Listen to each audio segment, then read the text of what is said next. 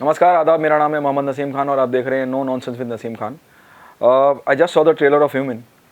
मुझे वो ट्रेलर इतना इम्प्रेसिव नहीं लगा। रीज़न अनगिनत रीज़न है। स्टोरी, कहानी पूरी एक ट्रेलर के माध्यम से कह दी गई है। अब उसमें सस्पेंस क्या रहा या उसमें ऐसा क्या चीज़ है जो ऑडियंस को अपील करेगी कि वो जाके इसको देखेंगे। शुरुआत होती है एक डायलॉग से जहाँ बोला जाता है कि जितने ज़्यादा सब्जेक्ट उतने ज़्यादा पैसे। दवाइयों का भी एक अलग बिजनेस है।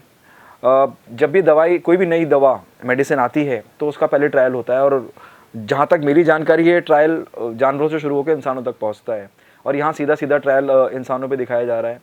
ऐसी इस तरह की कई मतलब एक दो एपिसोड में क्राइम पेट्रोल पे भी देख चुका हूँ। तो उसी के इर्द गिर्द पूरी कहानी है। शेफाली शाह जो दिल्ली क्राइम में, जिनकी तारीफ़ मैं जितनी करूँ, इतना इंटेंस और इतना बेहतरीन किरदार उन्होंने निभाया था। उसके बाद मेरे को लगता है कि बीच में हो सकता है उन्होंने कुछ काम किया हो, लेकिन मैं ह्यूमन के माध्यम से उन्हें देख रहा हूँ। बहुत इंप्रेसिव लगती हैं।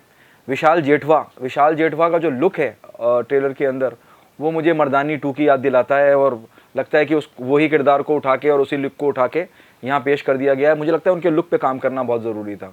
वो मर्दानी 2 की ज़्यादा याद दिलाते हैं। वो मासूम विक्टिम कम अपराधी ज़्यादा नज़र आते हैं। हालांकि ट्रेलर अगर आप देखेंगे तो आपको एहसास होगा कि वो कहीं इस पूरे के पूरे स्कैंडल में फंस जाते हैं। मतलब उनसे कहा जाता है कि आप लेके आइए इंसानों को, लोगों को, उन पर ट्रायल करा जाएगा। हर ट्रायल के आपको 10,000 रुपये मिलेंगे और वो अपनी माँ को, बहन को, जो ट्रेलर के माध्यम से समझ में आता है।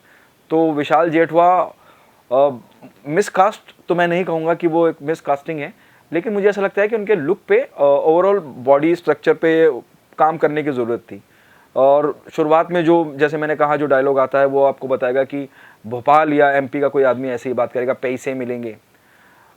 फिर आगे जैसे ट्रेलर आगे बढ़ता है तो उसमें पॉलिटिशियन और राजनीति और इसके कितने फ़ायदे होंगे अगर लोग मर रहे हैं जिस मेडिसिन की वजह से, उसके पीछे पॉलिटिकल रीज़न भी हैं, उसके बिजनेस फ़ायदे भी हैं। फिर शेफाली शाह का जो मंथन, मुझे लगता है उनका खुद का हॉस्पिटल दिखाया गया होगा इस वेब सीरीज़ के अंदर।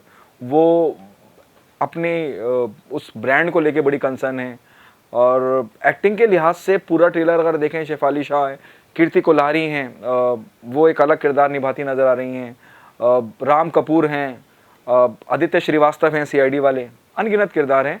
पूरा ट्रेलर शुरू होता है, ख़त्म हो जाता है और आपको पूरे ट्रेलर में सिर्फ इतना समझ में आता है कि ये पूरा ट्रेलर एक मेडिसिन के बारे में है जो लोगों पर ट्रायल करा जा रहा है और गैर कानूनी तरीके से करा जा रहा है। और उस ट्रायल की वजह से कई लोगों की मौत हो रही है। सिर्फ 10,000 के एवज़ में लोग आ रहे हैं और अपना ट्रायल दे रहे हैं, जैसे विशाल जेठवा का किरदार।